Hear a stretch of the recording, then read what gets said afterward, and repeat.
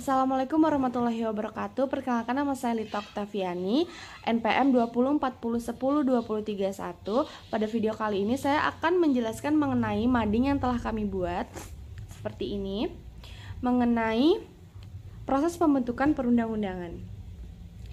Baiklah, pembuatan undang-undang ini melalui beberapa tahapan yang telah diatur pada pasal 1 ayat 1 Undang-Undang Nomor 10 Tahun 2004, yaitu perencanaan, persiapan, teknik penyusunan, perumusan, pembahasan, pengesahan, dan pengundang-undangan serta penyebarluasan.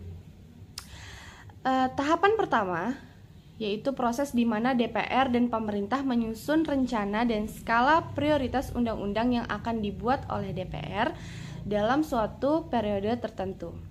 Proses ini diwadahi oleh suatu program yang bernama Program Legislasi Nasional atau Prolegnas pada tahun 2000. Prolegnas merupakan bagian dari program pembangunan nasional yang dituangkan dalam bentuk undang-undang, yaitu Undang-Undang Nomor 20 Tahun 2000 dalam Undang-Undang P3.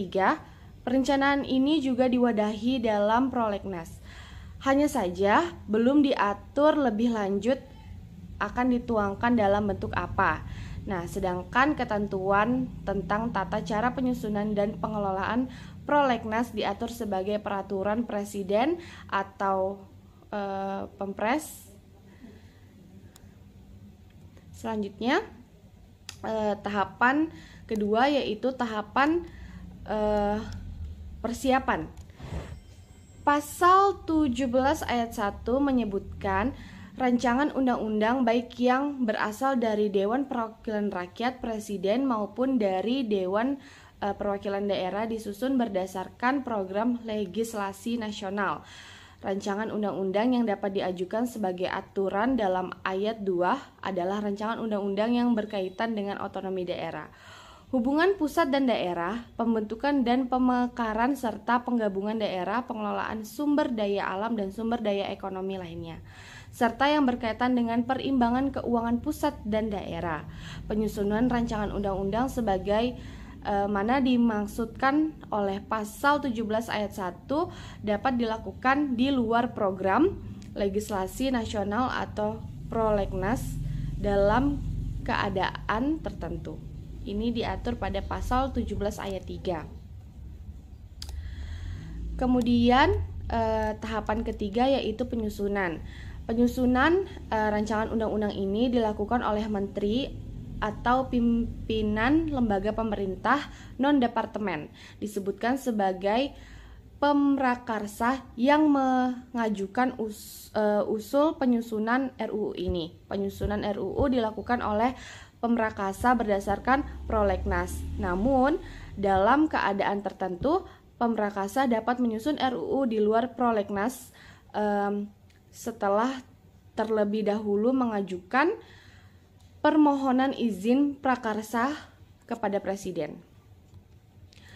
Kemudian, pengajuan permohonan izin prakarsa ini disertai dengan penjelasan mengenai konsep peraturan undang-undang yang meliputi urgensi dan tujuan penyusunan, sasaran yang diwujudkan, pokok pikiran, lingkup dan objek yang akan diatur, serta jangkauan dan arah pengaturannya.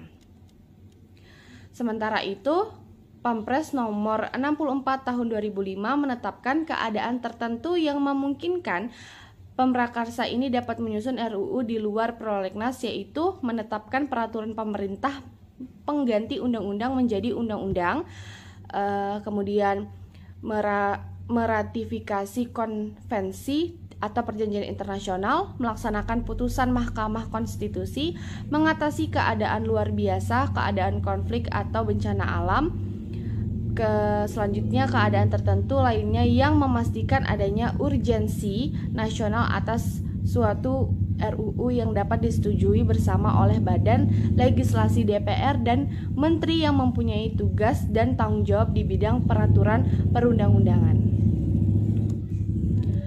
Kemudian di tahap 4 adalah tahap pembahasan. Pembahasan RUU ini terdiri dari 2 tingkat pembicaraan. Tingkat pertama dalam rapat komisi, rapat balik maupun pansus. Sedangkan pembahasan tingkat 2 yaitu rapat paripurna DPR. Selanjutnya memasuki tahap kelima. Tahap kelima ini yaitu pengesahan. Tahap ini dilakukan setelah rancangan undang-undang telah disepakati dalam rapat pembahasan rancangan undang-undang oleh DPR dan lembaga negara lainnya, termasuk Presiden. Pengesahan undang-undang ini dilakukan oleh Presiden paling lambat 15 hari kerja sejak rancangan undang-undang yang disepakati dikirim oleh DPR kepada Presiden. Kemudian tahap keenam yaitu tahap pengundangan. Rancangan undang-undang yang telah ditandatangani oleh Presiden dikirim ke Sekretariat Negara untuk diregistrasi dan diundangkan. Undang-undang ini kemudian dimasukkan dalam lembaran negara. Dan yang terakhir yaitu tahap ketujuh. Tahap ketujuh ini membahas mengenai penyebarluasan. Penyebarluasan undang-undang ini telah disahkan dan diundangkan dapat disebarluaskan melalui berbagai media, baik media cetak maupun media elektronik. Selain itu, undang-undang yang telah disahkan dapat disebar melalui internet. Seperti itu. Mungkin sekian penjelasan dari saya mengenai pembentukan undang-undang mengenai mading ini. Kurang lebihnya mohon maaf. Wassalamualaikum warahmatullahi wabarakatuh.